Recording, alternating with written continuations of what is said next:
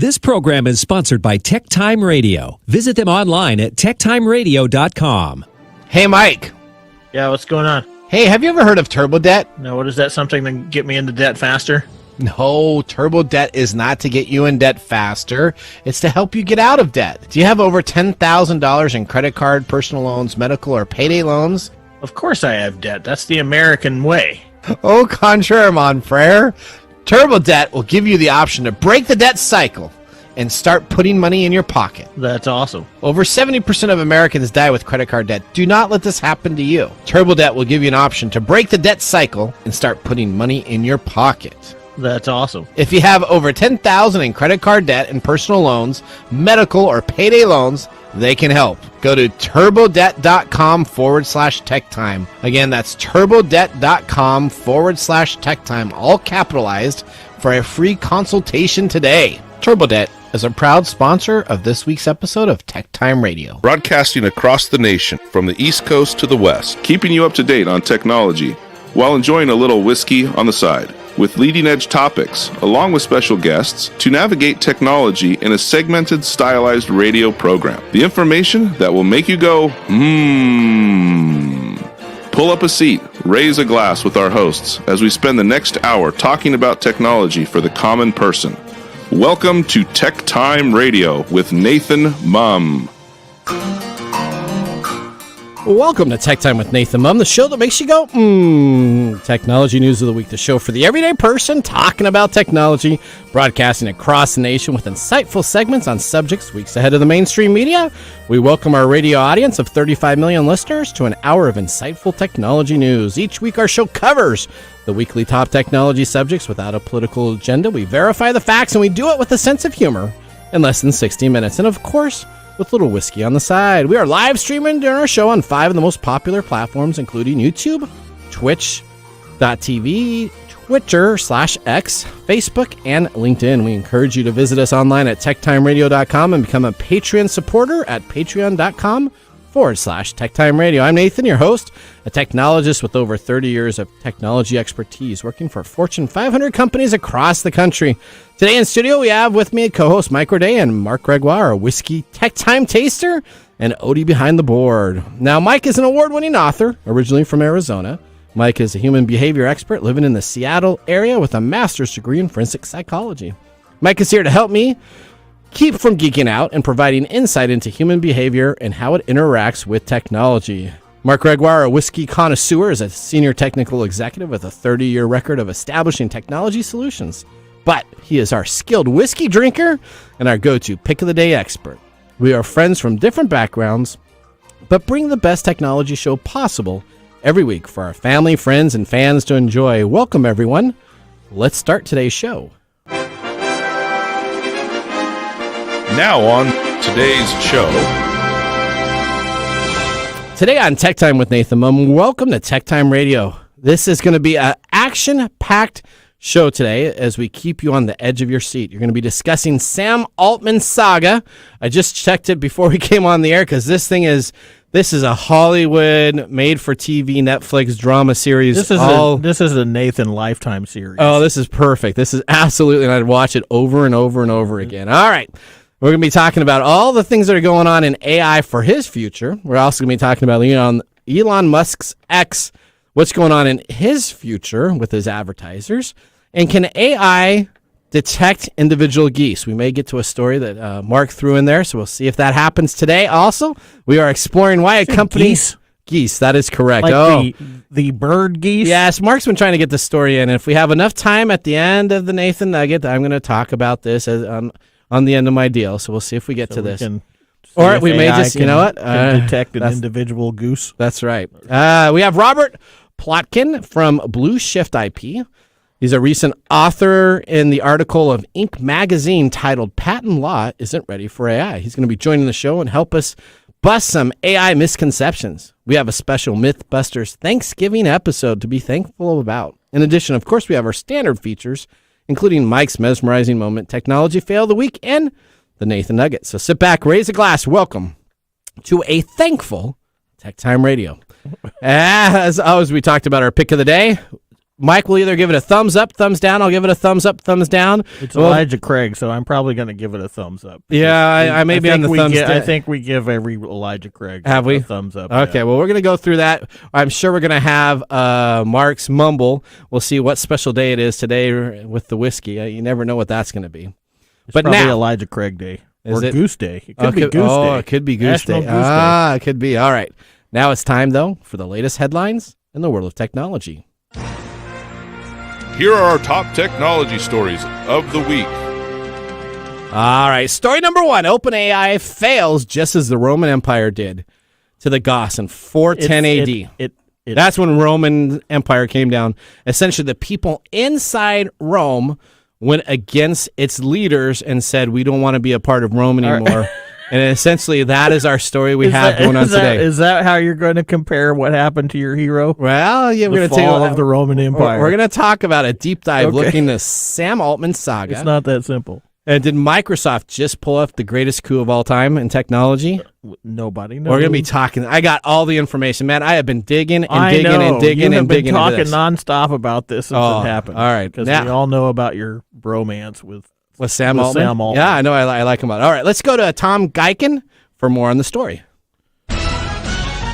OpenAI CEO Sam Altman lands new job at Microsoft after surprise firing. Last week, OpenAI's board of directors unexpectedly fired the company's CEO, Sam Altman. The board cryptically announced that Altman was not consistently candid in his communications with the board, hindering its ability to exercise its responsibilities. Within hours, Greg Brockman, the president of OpenAI, was also removed from the board along with 3 senior researchers. Brockman later resigned from the company. Then, on the 20th of November, Satya Nadella, the managing director of Microsoft, announced on Twitter that Altman and Brockman would be starting a new venture.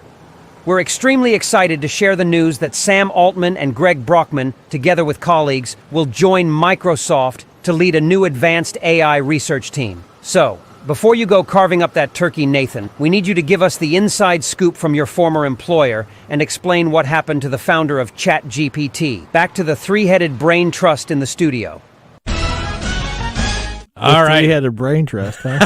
I guess he must have known that Mark was going to be in here. All right, so let's talk about what we have going on. So first off, we're going to talk about a timeline. So I actually broke down every news article that was out there to talk about essentially what is going on with Microsoft maybe getting the best Black Friday deal ever. Essentially, Sam Altman and Greg Brockman, who have been the leaders of OpenAI, have been fired by the company. We're going to go through exactly what happens. They have been removed from the company. Well, one was let go and the other one decided to quit.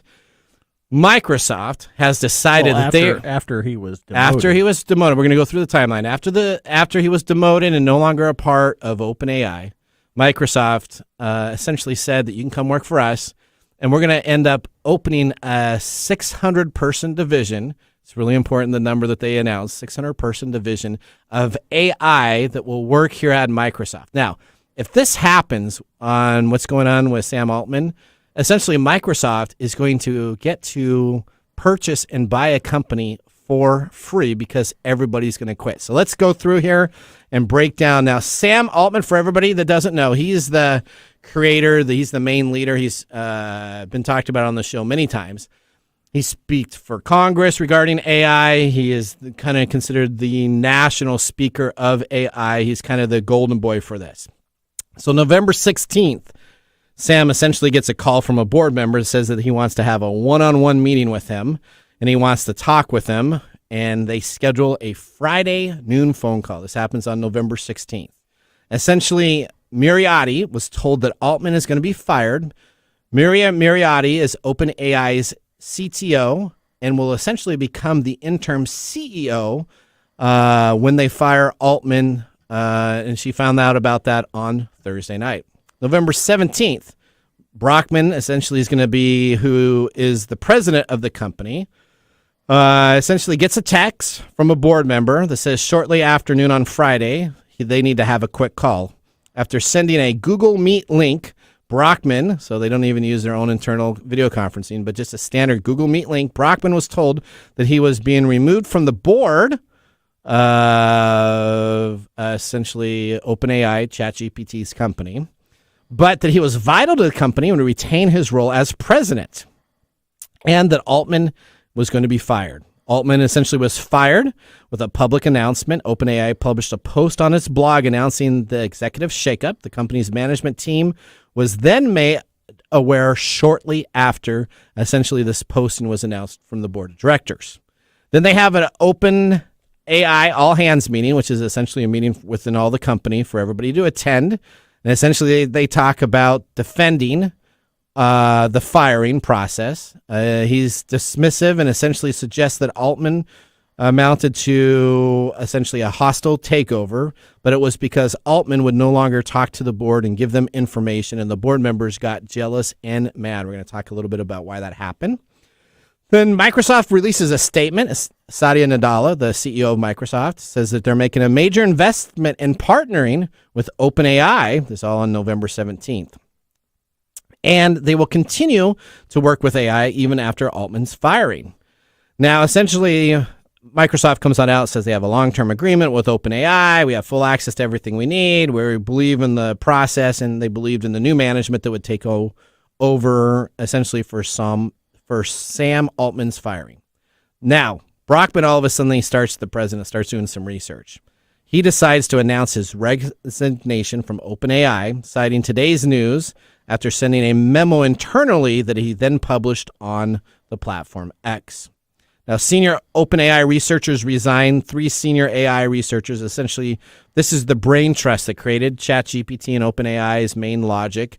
All instructed the board that they are preparing to leave also. Now, November 18th, an internal member comes on out. It says the COO, Brad Lightcap, made the announcement that he was surprised that the management had met multiple times and did not know that Altman was going to be out. So this is the senior manager. Think of being a senior management of the company itself. Then November 20th, Altman joins Microsoft. Essentially, Microsoft sends out a chat on X that says that OpenAI should have consulted Microsoft before firing Sam Altman. And essentially, Sam Altman and Greg Brockman and other OpenAI senior staff will announce to be joining a new AI division at Microsoft to lead its brand new division, essentially created that day probably, or that Sunday night. Then all of a sudden, board members start publishing on Twitter that they regret the decision to remove Altman and that they're going to do everything they can in power to reinstatement as the CEO. So the board fires him. Then they're going to reinstatement. Then employees threaten to resign. Nearly 500 employees at the company. It's only a 770-person company. 500 people sign an open document with their names saying that they are going to resign if they don't bring back Altman to run the company. Then Altman and Brockman moved to Microsoft deal. It is not a done deal. Both Altman and Brockman are still open to returning to OpenAI. But now, if they return, they want the remaining board members that let him go and everybody else completely fired and removed so he can then pick his own board. So here's what we have. Now, during this time, OpenAI board, it's been discovered that they went to a rival large language model developer and offered the CEO there to replace Altman. Also, during these events himself, we have found that what happened is Sam Altman is the creator and one of the originators for essentially OpenAI. OpenAI is a non-profit company, not a for-profit company. So what happened is the board members wanted to move the company to a for-profit company, and Altman said no. He didn't need to do that. He didn't need the money itself. So his disagreement with his board members were essentially he was no longer listening to them, right? He was like giving them the middle finger, saying, kiss off, I have nothing to do with you. This sounds a lot like a soap opera. It is. So essentially the board members get mad. They have a hissy fit over Sam, who's not listening to them because they want to go public and become rich. A lot of the board members are not well-named board members, so if they did go public, the company would be worth millions and millions of dollars that they would get to put in their pockets and they'd be taken care of. Altman said no. His leadership, they did a 2-month investigation to see if they could find any other dirt on Sam Altman to fire him for other reasons at the company itself. And what ended up coming out of that is essentially that he's kind of a jerk of a guy, but he didn't do anything wrong. He's just kind of a jerk type of guy that expects people to work hard and your normal, typical CEO of a company and your figurehead, right? Yeah, your Elon Musk. Yeah, so you get a little bit crazy. The board then ends up not talking with the investors because it's a nonprofit board. They have to be invested, so people pay money for the board. All of a sudden, Sam Altman goes away. Microsoft on Monday announces they're going to hire him. Microsoft stock shot up over $63 million in profit just by the announcement of bringing on Sam Altman to the company itself. In one day, the stock value increased that much by them bringing on to the company itself. Now, OpenAI is trying to go back and saying, hey, we'd like for you to come on back. Now you gave him a golden staff to say, essentially, okay, if I come on back, I want all the people reinstated that I had previously. So we go back to like there was nothing that happened on Friday. And all you board members that were here that decided to get me out of the company itself, all of you need to be replaced. So the board members wanted to clean house. Yep. And learned that it was a bad idea. Yep. And now Altman wants to clean house for him to come back. That's correct. And if he doesn't come back, essentially Microsoft has decided to create a brand new AI division with Sam being the leader. He can be in charge of it. And they're going to open up 600 positions in the same area that OpenAI has 600 employees looking to essentially go and work for Sam Altman at a different company. Okay. So here's Microsoft. Wait. Yeah. So OpenAI is a non-profit. Correct. You said the board wants to go. They want to go public. They want to be a for-profit company, so they fire Altman. Correct. Microsoft then picks him up because they're a for-profit company, and he's okay with that? Well, yeah, he's because he can come on in. He can bring out all the people that he had working on AI. It wasn't necessarily that. What he didn't want is, I'm sure he didn't want his board members, and he wants his price for his AI to be used by the common people. So now if Microsoft gets it, they're going to put it on GitHub, which is used by common developers all the time. They'll put all that code base in there, and essentially will just blow up essentially what ChatGPT did for their $20 a month subscription fee per person. They'll just move it over to Microsoft, and now Microsoft has the whole brain Microsoft trust. is going to treat it like a non-profit. No. No, okay. They're going to all right, okay. I'm just checking. But Altman doesn't have a job right now. So, the problem, this is one of the problems why I have issues with AI, because of this kind of stuff right here. Okay. Because Meaning? First off, we don't know the complete and full stories about what's going on, but it sounds pretty acrid. Okay. It sounds like there's a lot of problems going on. There is, yeah. Between human beings. Yeah. And these same human beings are the people that are coding AI to do things. Well, I don't think the staff was upset with Altman. I don't think none of the staff asked for him to be replaced. I think it was just the board members that he was kind of giving them the middle finger to and say, hey, you guys are a bunch of idiots. I don't want to deal with you. They were the ones that got upset. Yeah. So they said, okay, so they said either work with us or don't work with us. We're going to see what happens here. So what do you think's going to happen? I think Altman gets to go back to OpenAI. You think they're going to hire everybody back? They're going to hire everybody back, yep. and the board members that wanted him out are going to step down. Yep. What? And then he's going to continue to run the company and have 3 times more power than he ever had previously because they decided to do this. So what does that mean, though? What does it mean if he has more control over what direction they take? Well, I don't know if it makes a huge difference because I think he was already kind of running the company in his direction that he wanted to already. So I don't think that necessarily changes anything. I think what it does is that all these people that he didn't know were against him or didn't like him, essentially he doesn't have to worry about him anymore. So, I mean, if you look at that, that's like a dream come true, right? If you have bad board that you're working with and they get rid of you, all your employees say, hey, I want to continue working with this. I guess it depends on what side of the fence you come down on. Obviously, you're an Altman fan, so you can't get 500 people to sign a petition, open petition with their names. That's a big deal. I mean, even the first 20 or 30 people. Sure, it's a big deal. Because you're just putting it right out there. Okay, you can fire me. I want to work for this guy. Okay. So you got 90+% of the company that put their name on there and say, hey, we want to work for this guy. So this is what's going to happen. If OpenAI chooses not to bring him back, Microsoft is going to buy a building down the street from where they're currently the headquarters of OpenAI. They will open a Microsoft campus right there. Altman will have a 3-minute less commute to go from. An even bigger dog is going to crush the little dog. Yeah, and then they don't even have to buy the company because essentially they all quit and they all come over there. Microsoft will transfer them over. This is my guess. I don't want to. I don't necessarily know, but this is what Microsoft does when they buy over companies and want to take over companies. Is they'll go to all the employees and say, "Bring us your current rate that you have. Bring us your current vacation package that we have. We're going to transfer it right over like nothing ever happened. You've been there at how long in the company? 12 years. Great. Okay, you got 12 years of history here. We're going to have you go on. Thank you very much." How interesting. Now Microsoft doesn't have to pay all that money for OpenAI's search algorithm because they're going to be creating it themselves. Mm-hmm. It's a big story. This is a big.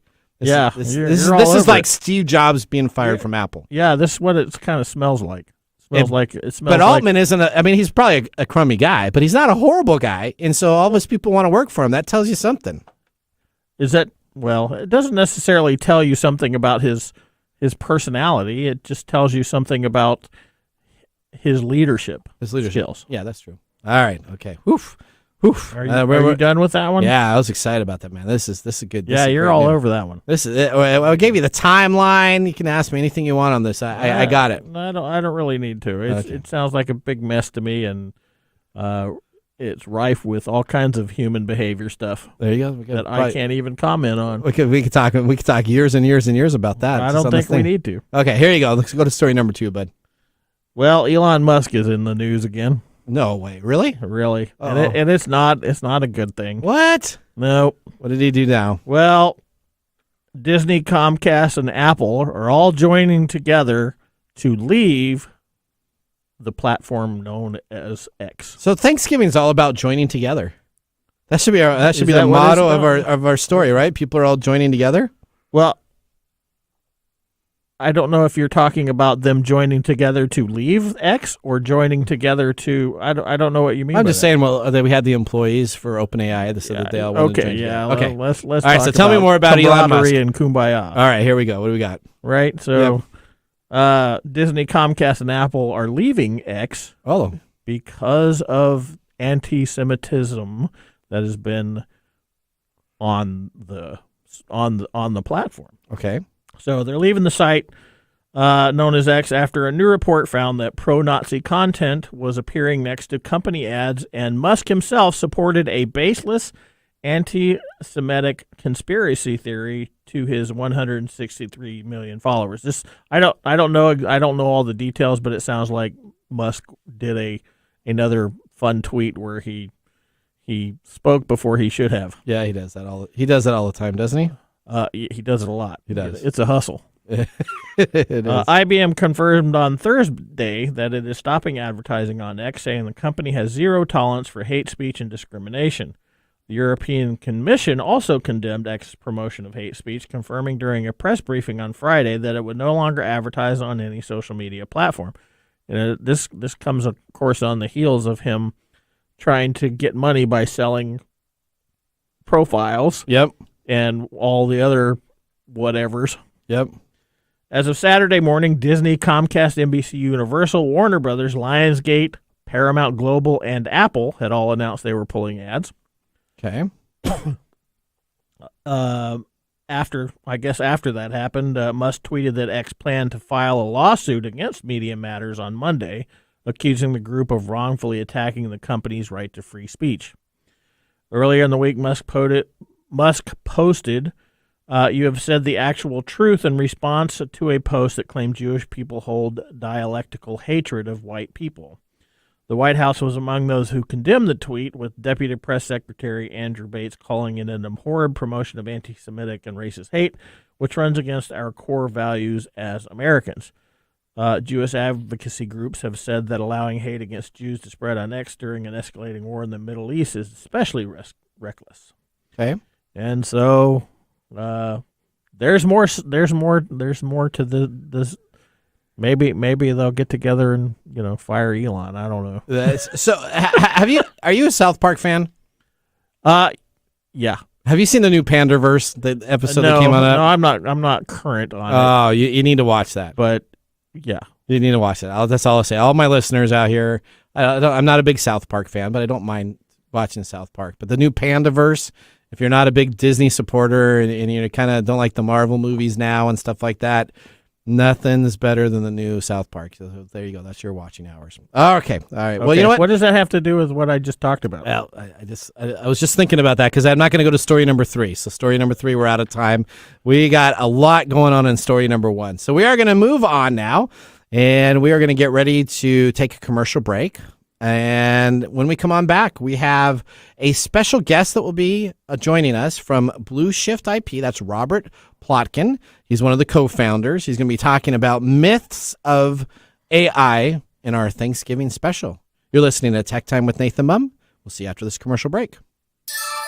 This is Mark. And Greg. For Copiers Northwest. With a terrific offer called Printer Care Plus. It's simple. Buy HP printer cartridges from Copiers Northwest and we'll service your current printers for free. That sounds too good to be true. It's made possible due to our HP Copiers Northwest relationship. Copiers Northwest is an HP Platinum partner. One of only 2 in the entire Northwest. And now with Printer Care Plus, Copiers Northwest will provide free printer service. As long as they purchase genuine HP cartridges from Copiers Northwest. That's right. IT departments no longer have to service printers. Or fix paper jams with Printer Care Plus. They can focus on more strategic initiatives. And let our experienced technicians keep their HP printers up and running. Sounds like a love-love relationship for IT departments. Don't get too carried away. So how do they get more details on Printer Care Plus? Call Copiers Northwest today, 206-282-1200, or visit copiersnw.com.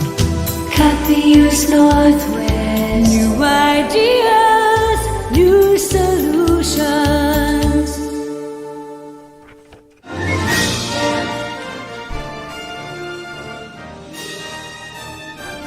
Ooh, horsey music for me. This is one of your favorites, wasn't it? Welcome back to Tech Time with Nathan Mumm.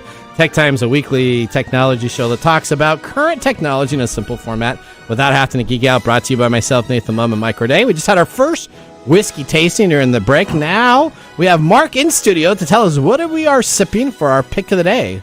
Tell us about this, Mark. Today we brought in Elijah Craig 18-year single barrel. So it is from Heaven Hill. It's from the Heaven Hill Distillery in Bardstown, Kentucky. It is a straight bourbon. It's at least 18 years old. It's 90 proof. It is 78% corn, 12% malted barley, and 12% or 10% rye. Cost is about $160. Wow. And on the secondary market, it goes for roughly around $300. That sounds like my kind of mash bill. Yeah, there you go. Okay. Well, what was your first taste of it? It's good. It was pretty. You know what? You thought you said I wasn't going to like this.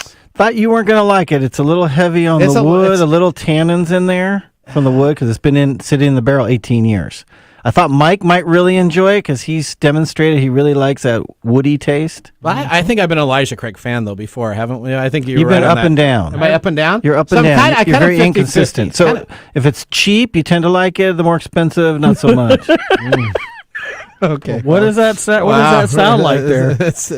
Wait, we like to call that thrifty, not cheap. So let me tell you what they say about it. Okay. So from Elijah Craig's website, it's bottled solely from the contents of one expertly chosen barrel. So this expression of Elijah Craig is the pinnacle of bourbon craftsmanship. Bold, robust, and incredibly complex. 18-year-old presents a rare and unique opportunity to sip some of the oldest bourbon in Kentucky. Richly textured, nutty, and semi-sweet. Initial bursts of honey give way to toasted wood and pleasant char, then lingers with vanilla and pepper. Yes. All right. Yeah, I taste the pepper part. I was tasting the pepper part. That's good. So I got to get off quick so we have time for that little goose at the end of the show. I'll be so excited. Otherwise, we're going to turn into like Matt Damon and Jimmy Kimmel, where you're going to keep promising this episode. And then we'll get to it. Yeah, okay. Well, we got to get to the geese. That's right. Because he's been pushing that story at least the last 5-6 meetings. Has it been that long? I don't know that it's been that long. Is it 3 or 4? How many meetings have you been pushing that story for? It's been like 3. Okay, all right. Yeah. Okay. Hopefully we get to it today. All right, well, with our first whiskey tasting completed, let's move on to our feature segment. Today we have Robert Plotkin, one of the founders of BLueShiftIP. He's an expert in the intellectual property law and has authorized several articles on the subject. He's recently selected for the 2023 Massachusetts Super Lawyers List for Intellectual Property Law. His book, The Genie and the Machine, addresses generative AI concept.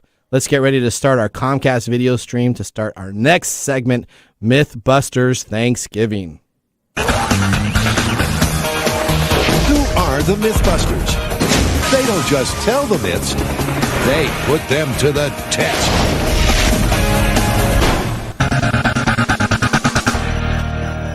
Wow. All right, Robert, welcome to the show. Welcome for the Thanksgiving episode. I'd say that this was uniquely different, but this is pretty much all of our episodes. You just don't know what you're going to get all the time, right? Everything's a uniquely celebratory show that we do.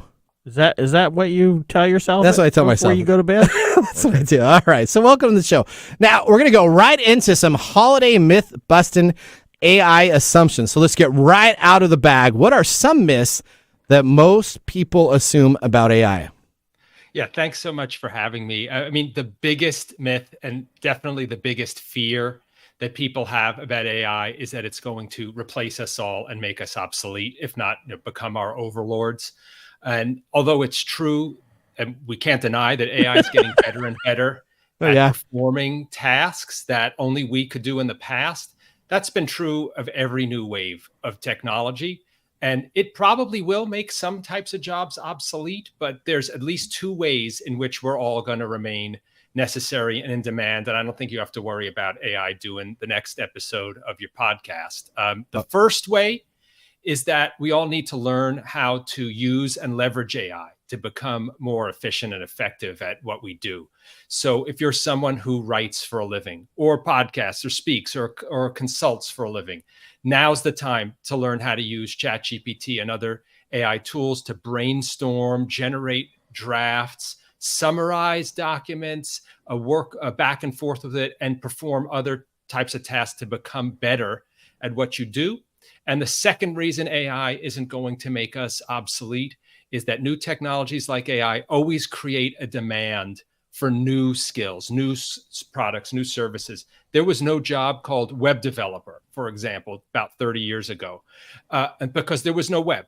And AI is creating demand for people who know how to create new kinds of AI, who know how to set up and command AI, who know how to leverage it to solve problems better and faster than before. So that's going to continue the way in which AI creates demand for new skills and new services, and it's going to happen in ways we can't even begin to imagine now.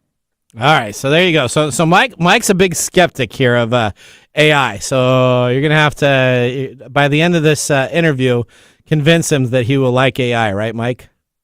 I don't think that's possible. Okay, all right. I mean, it's not about the whether I like it or not. It's about how I see it being used and especially how people will interact with it. Well, let's start off with a big question here. Robert, is AI going to replace human authors, artists, and inventors, right? So artists, you got all these graphics from DALL-E to Midjourney that does all this work, and the big thing is out there that people are concerned that people will lose their jobs, like the authors, artists, and inventors. So explain, what is your feeling on this?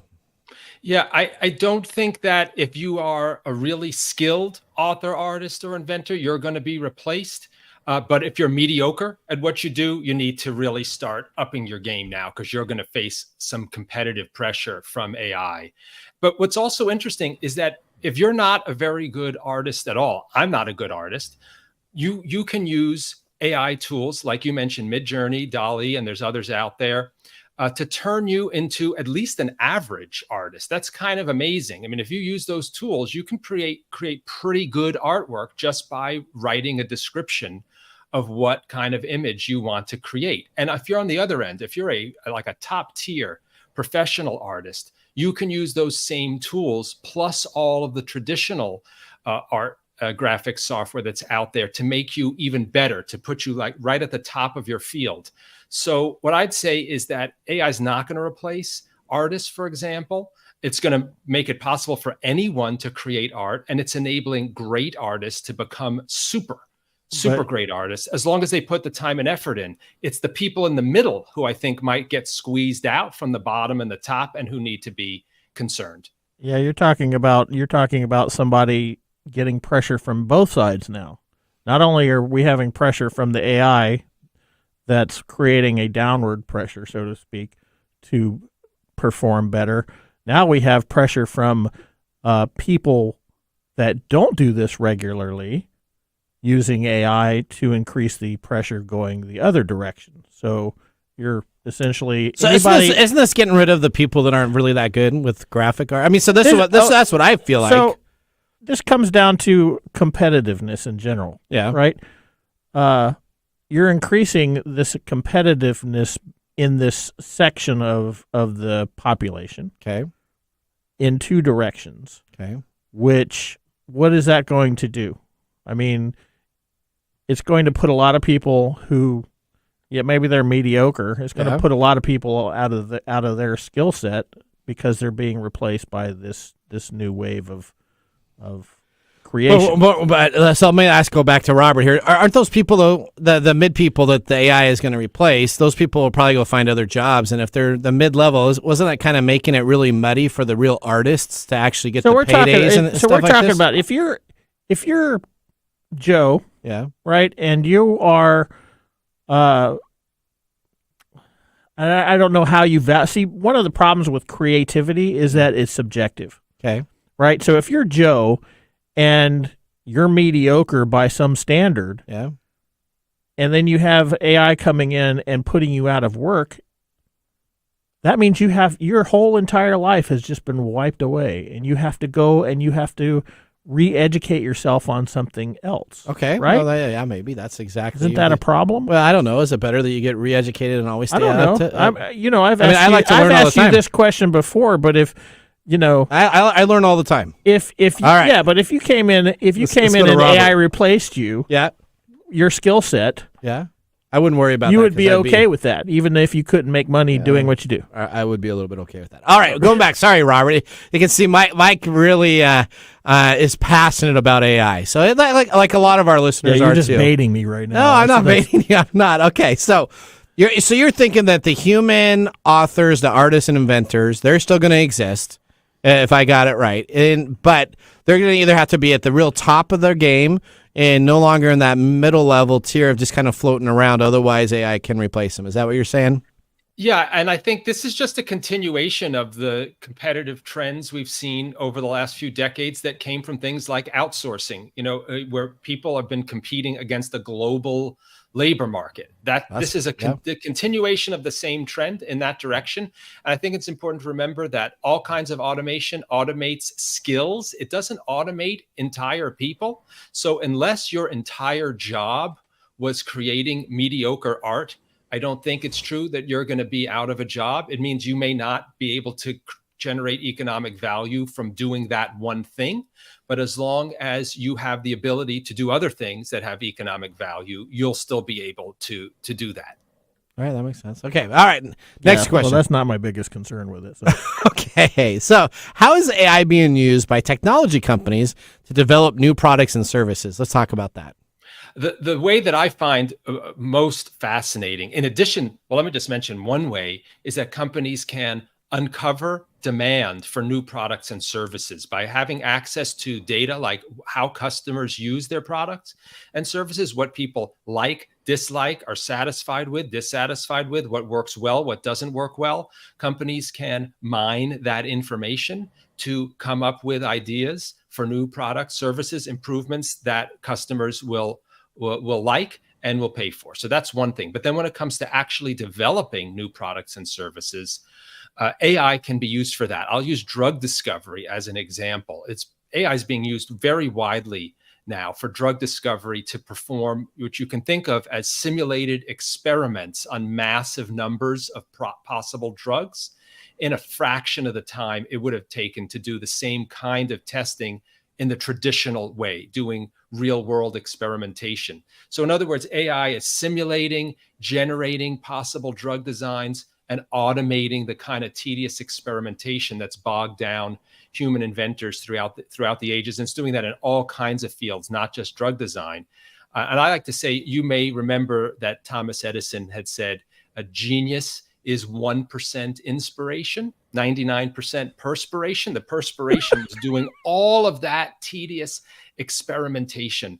And AI is automating that 99% of the equation now, and it's freeing up human inventors to focus on the being inspired, coming up with ideas, and letting AI do the hard drudgery work. Unfortunately, Thomas Edison didn't buy into his own thing. Okay, all right. So let's talk about the last thing here. AI created inventions, can they be patented, right? So we've talked about this on the show quite a bit also. So if I use AI to create something, maybe I create a storybook and then I try to publish it on Amazon. Well, that's already been done. But let's say I created some type of an invention. Is there AI creation that can be now patented so that I can actually get credit for the work that was going on? Absolutely. And the book that you mentioned that I actually wrote it back in 2009 when people were already starting to do this in the 1990s and the 2000s. That book, The Genie and the Machine, was about computer automated inventing. And I provided examples even back then of inventions that were created using AI that had been patented.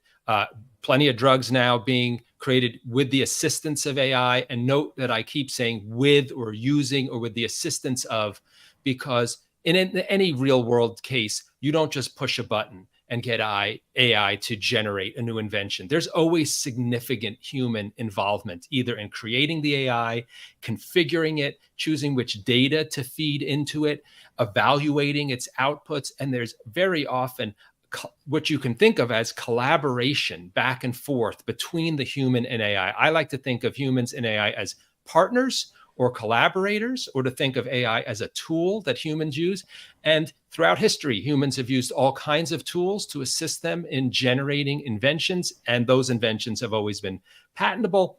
And so there's no reason why inventions created with the assistance of AI can't be patented. It's been done plenty of times. I do it for clients all the time, and it will just that will continue to grow. We're going to see more and more inventions created using AI that will be patented. I'll just tell you, my AI stock broker is way better than my Charles Schwab stock broker right now. You're just gonna go out. I'm and say that. just gonna say that right now. Okay. So maybe he should be replaced. No, okay. All right, Robert. Before we go, how is it that you're gonna argue both sides of the fence? I like that. Okay, how can people find out more about your book, find out more about your company? And you are essentially a lawyer that helps out with patent AIs, correct? Yeah, I am a patent attorney. I help individuals and companies obtain patents on new types of software, including AI, and on inventions created using AI. I'm at the law firm of BLueShiftIP. You can find my book, The Genie and the Machine, on Amazon. You can follow me on LinkedIn, linkedin.com/in/Robert Plotkin. I post there frequently, all on all topics relating to AI. And you can check out our law firm website at BLueShiftIP.com. All right. Thank you so much. Robert, thanks for being a part of the show. Are you okay, Mike? You going to be okay? Oh, yeah. Thanks, all right, Robert. There you go. All right. That ends our segment, Mythbuster Thanksgiving Special. Up next, we have This Week in Technology. So now would be a great time to enjoy a little whiskey on the side, as we'll be doing so during the break. See you in a few minutes. How to See a Man About a Dog. It combines darkly comic short stories, powerful poems, and pulp fiction prose to create a heartbreaking and hilarious journey readers will not soon forget. Read How to See a Man About a Dog, Collected Writings, for free with Kindle Unlimited. Ebook available on Kindle, print copies available on Amazon, the Bookpository, and more. And now, let's look back at this week in technology. All right, November 19th, 2006, Nintendo releases Nintendo Wii. Nintendo released the Wii game console to compete with the Sony PlayStation 3 and the Xbox 360 that overheated. By foregoing raw computer processor for increased player interaction utilizing the innovative motion-sensitive Wii Remote controller, the Wii defied the expectations and became the best-selling 7th-generation game console. The Wii's original price was very forgiving. It was being sold for $249.99, but Nintendo didn't anticipate the success of the Wii.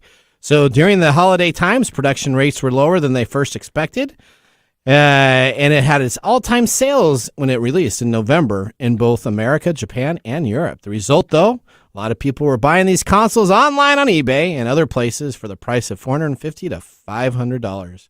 Does that sound familiar? Oh, yeah. I love the Wii. All right. I just can't keep hold of one. You just can't keep hold of one? No. It keeps on melting on you?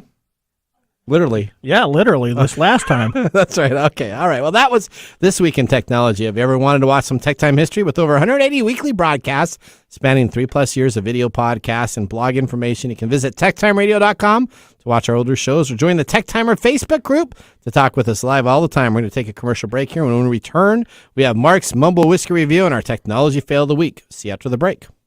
Hello, my name is Arthur, and my life's work is connecting people with coffee. Story Coffee is a small batch specialty coffee company that uses technology to connect people to each product resource, which allows farmers to unlock their economic freedom. Try our Medium Roast Founder Series coffee, which is an exotic bourbon variety that is smooth, fresh, and elegant at storycoffee.com. That's STORI coffee.com. Today you can get your first bag free when you subscribe at storycoffee.com with code TechTime. That's STORI coffee.com.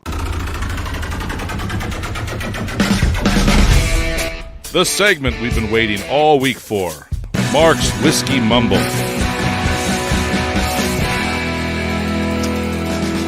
Wow. All right, what do we got? Most exciting time of the show for you two. It is sometimes. Every time I listened last week because I wasn't in studio, so that made me sad. We were sad for you not being here. Well, thank you. We drank extra. Well, good. And I was listening to it, and you guys were like, "Oh man, we have to do what's today. It's PJ Day, so silly." And then you spent 5 minutes talking about pajamas and jammies. That's his fault. That's the way we go. That's so you never know what's going to happen. I don't. Okay. All right. So what are we celebrating today? So our Alaskan friends will know what today is. Salmon Day? No, good guess. Is it Gold Rush Day? It's close. It is an animal. Oh, kind of. Is it the Polar grizzly bear bear? day? No, it is Alaskatalo Day. Alaska Tallow. Okay. Alaskatalo. And what does that do? You want to explain that? I will. It's a funny celebration based on the Alaskan mascot. It's a cross between a moose and a walrus. Oh, okay. So we have those in Arizona and Texas, but they're called jackalopes. Jackalopes, yes. You can see some funny pictures of those online. And so the Alaskatalo Day Parade in Anchorage lasts for around 4 minutes. Oh. It goes down an alley that measures a block. That's because it's too cold. So if you participate in this, you can claim you're a part of the longest running, shortest parade in American history. Oh, wow. And you wear disguises, and you step Because you don't want to be known. Because you don't want to be. That sounds like something that Nathan is going to do next time. And if you do, it always starts at the same time, 3 minutes past noon. Oh, okay. All right. And it lasts for 4 minutes. Yep. That's the perfect. You can do that during your work break. Written all over it. There you go. You got to be a disguise. You can all right, wear tell us your more about the whiskey. costumes. Tell us, because I'm liking this whiskey. Right? Because I've already gone through it. Wow. But he was really liking it. So tell us what we got. So Elijah Craig was an American Baptist preacher who sometimes he's rather dubiously been credited with the invention of bourbon whiskey. Okay. Now, Heaven Hill markets Elijah Craig 18-year by asking, ready to experience some of the oldest bourbon barrels in Kentucky. Well, Elijah Craig 18-year and Elijah Craig 23-year remain the stewards of high-age bourbon. Now, they used to have yearly releases, or they have yearly releases of those, and no other brand matches that track record, really, of high-age bourbon. But at one time, they used to have a 20, a 21, and a 22-year single barrel variants. But at this time, those are all discontinued. So you just have now the 18 and the 23 on a yearly basis. Okay. Now, Elijah Craig 18 has its fans. I am not one of them. So now remember, these are single barrels, and they can fluctuate quite a bit. So I've tried 3 different bottles recently. All were wildly different. One was undrinkable for me. Couldn't even really put it down. It was way over oak for me. One was so-so, and one was fairly enjoyable. Luckily, that's the one I brought to a party last week to share with friends. Okay. But it's still, even that, it still wasn't my favorite. So sadly, this bottle we have here for me was the so-so bottle. Now, for the money, you remember, if you can find it at cost, $160, it's not worth the money, especially for something that varies so much and you don't know whether you're going to have a good bottle or an okay bottle. It's not worth the hunt. So I will be sticking with Elijah Craig Barrel Proof, which is usually around 12 years, and that is one of my favorite all-time bourbons. Okay. There you go. I'm kind of liking this, though. Are you liking this? Yeah, I already finished mine. Yeah, you did. Okay, well, now Just like a great pairing of fried Brussels sprouts and French onion green beans for serious? Thanksgiving. Yes. You're really starting to stretch these. We're going to move on to our technology fail of the week. We are out of time. Congratulations. You're a failure. Oh. I failed, did I? Yes. Did I? Yes. Did I? Yes. All right. This technology fail comes to us from a listener. Submitted this on our process to submit emails to us. All you got to do is send it to info@techtimeradio.com or host@techtimeradio.com. Essentially, this technology fail is the United Health company that uses an AI model that has a historical 90% error rate that denies care. Oh, look at there. A lawsuit alleges. For the No largest way. health insurer in the U.S., AI's error rate is like a feature, not a bug. United Healthcare, the largest health insurance company in the U.S., is allegedly using a deep, flawed AI algorithm to override doctors' judgments and wrongly deny critical health care to elderly patients. This has resulted in patients being kicked out of rehabilitation programs and care facilities far too early, forcing them to drain their life savings to obtain needed care to be covered under the government-funded Medicare Advantage plan. This is all according to a lawsuit filed in the U.S. this week at district court in the District of Minnesota. According to the lawsuit, United Health started using NH Predict in at least November of 2019 and is still being used today. When patients and their doctors have requested to see NH Predict's reports from the AI, United Health has denied their request, telling them the information is proprietary according to the lawsuit.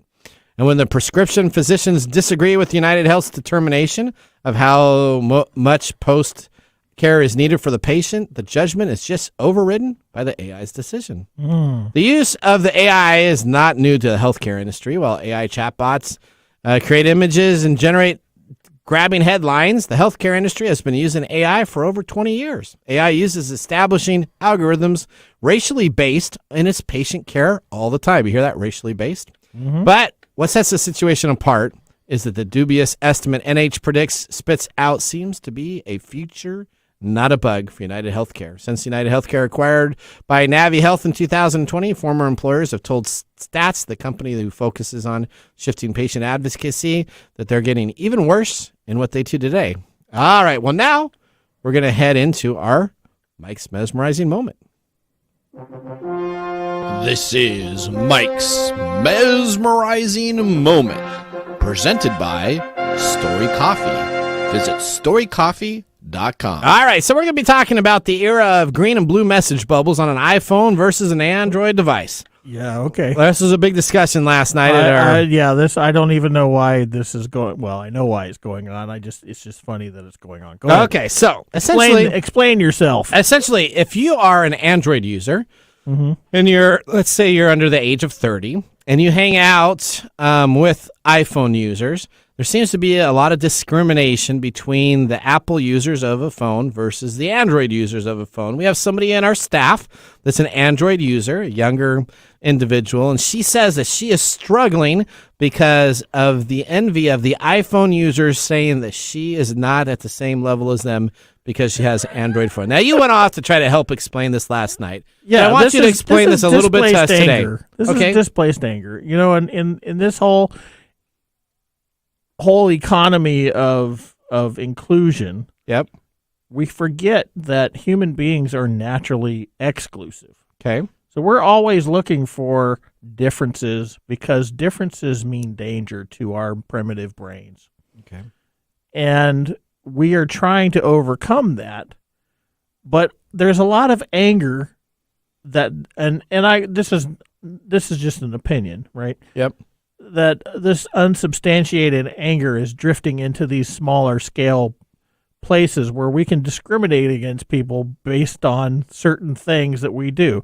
The iPhone Android bubble is one of these ways in which we can continue to do our natural human thing of exclusion. And I think there's a lot of displaced anger because we are being forced to kind of think about this idea of inclusion all the time. And it's not a natural process for us. It takes work to be inclusive. Okay. All right. Well, you know what? That's why I carry 2 phones. Yeah, no geese. I got, and you know what? We are out of time. We did not get to the geese story, so we're going to have that on next week's show. Make sure you listen to next week to get the geese that. What the heck? Well, you know, I know you're excited I about guess I am Matt Damon. Thank you so much. All right, what are we going to do for our pick of the day? Let's move there next. And now our pick of the day for our whiskey tastings. Let's see what bubbles to the top.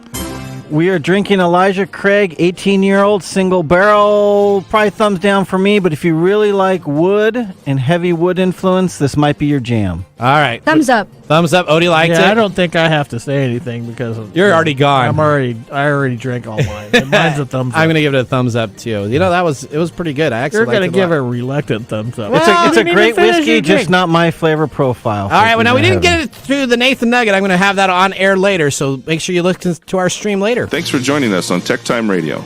We hope that you had a chance to have that moment today in technology. The fun doesn't stop there. We recommend that you go to TechTimeRadio.com and join our fan list for the most important aspect of staying connected and winning some really great monthly prizes. We also have a few other ways to stay connected, including subscribing to our podcast on any podcast service, from Apple to Google and everything in between. We're also on YouTube, so check us out on youtube.com/TechTimeRadio, all one word. We hope you enjoyed the show as much as we did making it for you. From all of us at TechTime Radio, remember, Mumm's the word. Have a safe and fantastic week.